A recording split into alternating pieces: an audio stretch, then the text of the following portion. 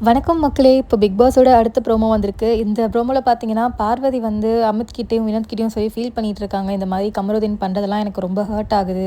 கமருதீனும், அரோராவும் வேணுமே என்ன வெறுப்பேத்துறதுக்கு தான் அந்த மாரி பண்றாங்க அப்படின்னு சொல்லிட்டு ஒரு சைடு ஃபீல் பண்ணிட்டு இருக்காங்க. இன்னொரு சைடு நம்மளோட அமித் வந்து பார்வதிக்கு அட்வைஸ் பண்றாங்க. கமருதீன் நெனச்சு நீ வந்து உன்னோட கேம வேஸ்ட் பண்ணிட்டு இருக்க. அது இல்லாம உன்னோட கேம தான் அத ஸ்பாயில் பண்ணும் அப்படின்னு சொல்லிட்டு நம்மளோட அமித்துமே வந்து பார்வதிக்கு அட்வைஸ் பண்றாங்க. ஆனா, பார்வதி அந்த அட்வைஸ்லாம் எடுத்துக்கிற மாரி தெரியல.